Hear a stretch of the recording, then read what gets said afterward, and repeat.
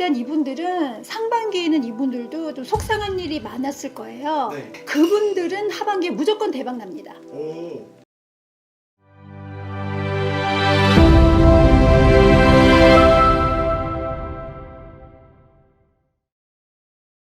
선생님 안녕하세요. 안녕하세요. 대한신공 별공선녀입니다. 반갑습니다. 선생님 너무 반갑습니다. 네. 선생님 이제 좀 있으면 대한민국 이제 하반기잖아요. 네. 그래서 하반기에는 좀 띠들이 어떻게 좀 변하고 또 운이 바뀔 수도 있다고 들어서 네. 하반기 운세를 한번 알아보러 왔습니다. 네. 선생님의 신전 0.5로 한번 낱낱이 파헤쳐 주시면 감사하겠습니다. 네. 2025년 을사년 하반기 쥐띠 운세 먼저 알아볼 건데요. 먼저 96년생 30살이시죠? 병자생 분들. 네. 이분들은 하반기에 좀 어떻게 될까요?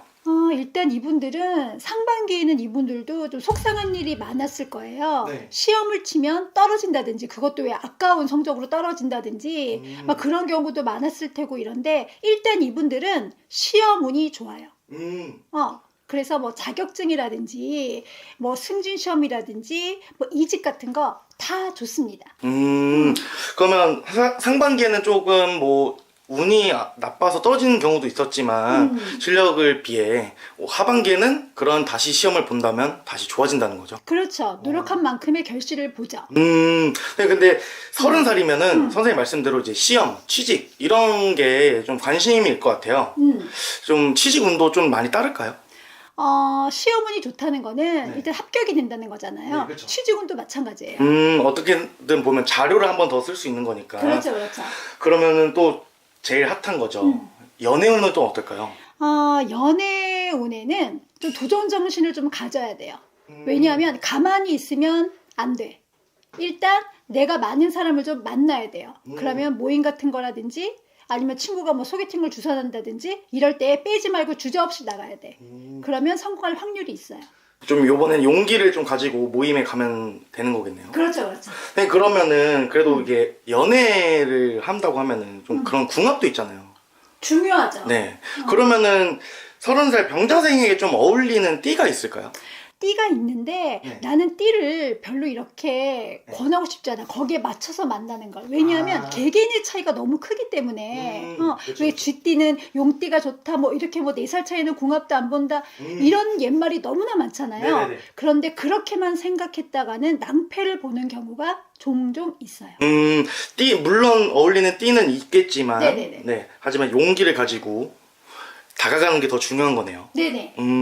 그러면 다음에는 84년생 42세 분들 갑자생 분들은 하반기에 좀 어떨까요?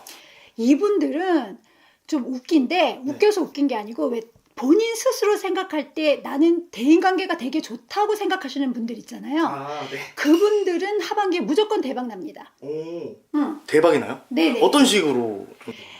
제비가 왜 꽃이 물고 온다는 흥부와 놀부 얘기처럼 네. 이분들은 인간관계 사람들로 인해서 복이 생겨요. 그러니까 그 사람들이 복을 가지고 와요.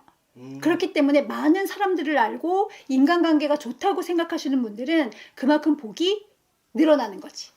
그러면 어떻게 보면은 이끌어줄 사람이 생긴다는 거죠. 인덕이 생긴다는 거네요. 그렇죠. 그리고 만나도 그 사람들이 귀인이 돼서 나한테 돌아오는 거지. 그러면 42세 분들이면은 제가 봤을 때 제가 알기로는 이제 아이 자손들도 있을 것 같아요. 좀 그렇죠. 어리겠지만 그렇죠, 그렇죠. 좀 그런 게 어떨까? 뭐 직장은 이 직장이 맞을까? 가족은 좀 책임을 져야 되니까 그런 직장운이나 아니면 이동할 수 있는 그런 것 좀 알려주시면 감사하겠습니다. 그런 것들도 아까 처음에 얘기했듯이 인간관계를 통해서 복이 온다고 있잖아요. 네. 그러니까 직장이나 이직도 내가 생각하지 못했던 사람이 소개를 한다든지 아니면 권유를 한다든지 그런 데서 많은 복이 따르기 때문에 훨씬 쉽죠. 선생님 말씀하신 것처럼 진짜 제비가 박씨를 물어오듯이 그렇죠, 그렇죠.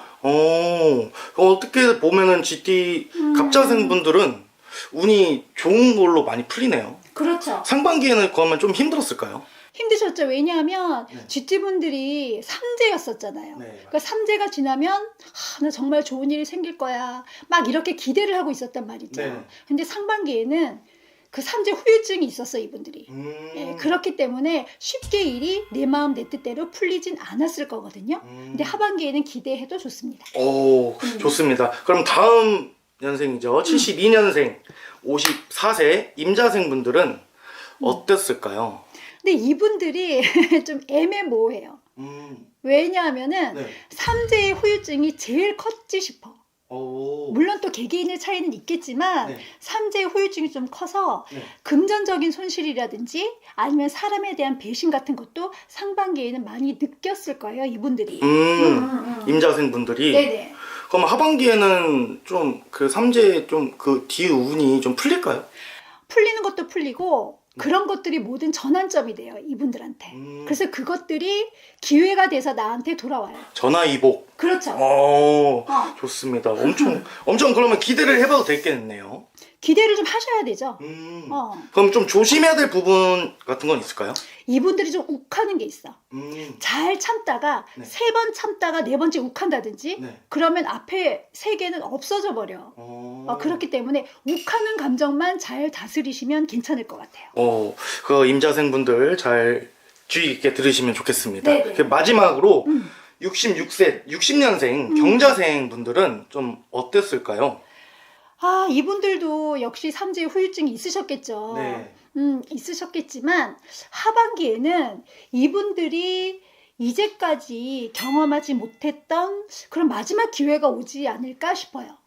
어떻게 보면 66세라는 나이는 은퇴를 바라보고 은퇴를 그렇죠. 하신 분들도 많으니까 그렇죠. 제 2의 삶을 좀 살아가야 된다고 생각이 많이 들어요.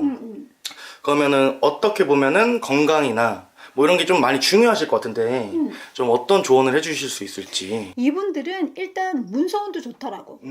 하반기에는. 그래서 묵혀두었던 거 있잖아요. 네. 안 팔리는 거. 네. 이런 것들이 생각지도 못하게 팔릴 운이 있어. 그리고 왜 내가 되게 사고 싶었던 거. 근데 생각보다 너무 금액대가 안 맞아서 못 샀던 거. 이런 물건도 내가 살 수 있는 그런 기회가 와요. 근데 제일 좋은 건 묵혔던 게 팔리는 게 제일 좋지. 좋죠. 그게 왜냐면 어떻게 보면 생각지도 못한 돈이나 이런 게 생기는 거니까. 그렇죠, 그렇죠. 그러면 그걸로 이제 새로운 삶을 살면은 더 좋겠네요. 그렇죠. 그러면 건강 쪽으로는 어떻게 보이세요? 건강 쪽으로는 크게 나쁜 건 없어요. 나쁜 건 없지만 이분들이 건강에 신경을 안 쓰시는 분들이 좀 많을 거예요. 또 고집이 좀 있거든 이분들이. 근데 하반기에는 고집을 좀 피우지 말고 몸이 조금 안 좋다, 어디가 좀 아프다 싶으시면 본인이 의사되지 말고 빨리 병원에 가시는 게 좋아요. 네. 물론 선생님 지금 말씀해 주신 것처럼 다 좋은 말씀도 있고 많지만 선생님이 늘 말씀하시는 게 태어난 시간, 월마다 다 다르기 때문에 선생님께 전화하면 친절히 다 받아주실 거죠? 당연하죠. 네. 궁금한 거 있으면은 선생님께 진짜 전화하시면은 친절히 받아주시니까 꼭 전화해 주시면 좋겠고요. 네. 그리고 마지막으로 총 봤을 때 GT분들은 어땠을지 한마디 해주시면 감사하겠습니다.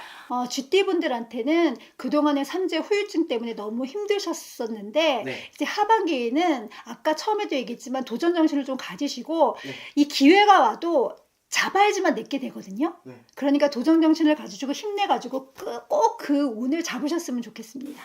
감사합니다. 선생님 오늘 여기까지 한번 알아보겠고요. 네네. 오늘도 시원하고 영검한 정보 감사합니다. 네, 감사합니다.